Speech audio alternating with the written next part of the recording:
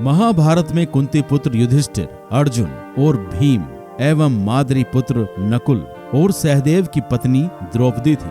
राजा द्रुपद की बेटी द्रौपदी को पांचाली भी कहा जाता है। कुंती के एक और पुत्र कर्ण थे। कर्ण को कुंती ने विवाह पूर्व जन्म दिया था और एक नदी में बहा दिया था। अधिरथ नामक एक रथी को कर्ण मिले और उन्होंने उसे पाला था। उस रथी की पत्नी का नाम राधे था, इसलिए कर्ण को राधे भी कहा जाता है। बहुत कम लोगों को ज्ञात होगा कि कर्ण, द्रौपदी और श्री कृष्ण के शरीर में एक समानता थी। आओ जानते हैं कि वह क्या समानता थी।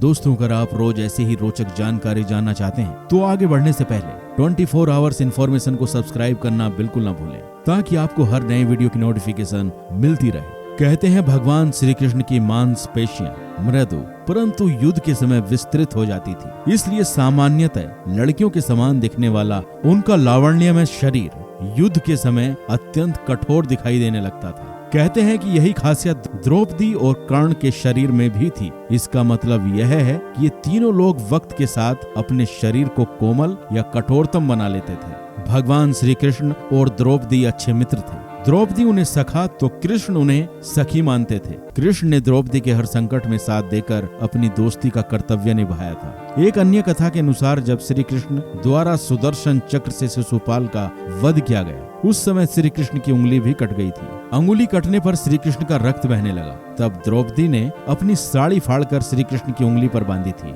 इस कर्म के बदले श्री कृष्ण ने द्रौपदी को आशीर्वाद देकर कहा था कि एक दिन मैं अवश्य तुम्हारी साड़ी की कीमत अदा करूंगा। इन कर्मों की वजह से श्री कृष्ण ने द्रौपदी के चीरहरण के समय उनकी साड़ी को इस पुण्य के बदले ब्याज सहित इतना बढ़ाकर लौटा दिया और उनकी लाज बच गई। द्रौपदी का मूल नाम कृष्णा था। द्रौपदी स्वयंवर के समय एक अजीब घटना घटी।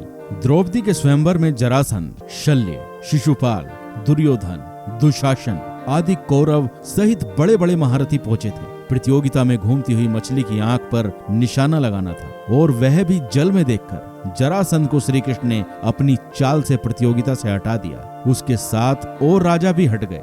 तब कौरवों को सबसे पहले प्रतियोगिता में आमंत्रित किया गया। सभी निशान चूक गए। कौरवों के असफल होने पर दुर्योधन के परम मित्र कर्ण ने मछली का निशाना बनाने के लिए धनुष उठाया, किंतु उन्हें देखकर द्रौपदी बोल उठी, यह सूतपुत्र है, इसलिए मैं इसका वर्णन नहीं कर सकती।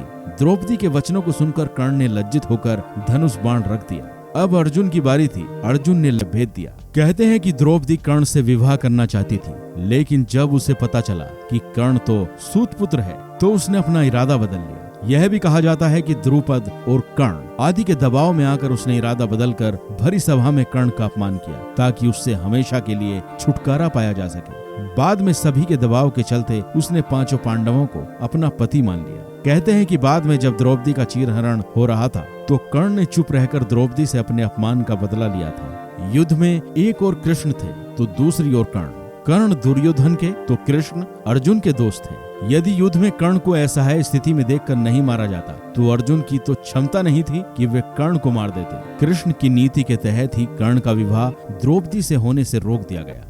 कृष्ण ने ही अपनी नीति से उनके कवच कुंडल हथियाए और इंद्र द्वारा दिया गया एकमात्र अचूक अमोघ अस्त्र जो वह अर्जुन पर चलाना चाहता था, वह घटोत्कच पर चलवाया गया।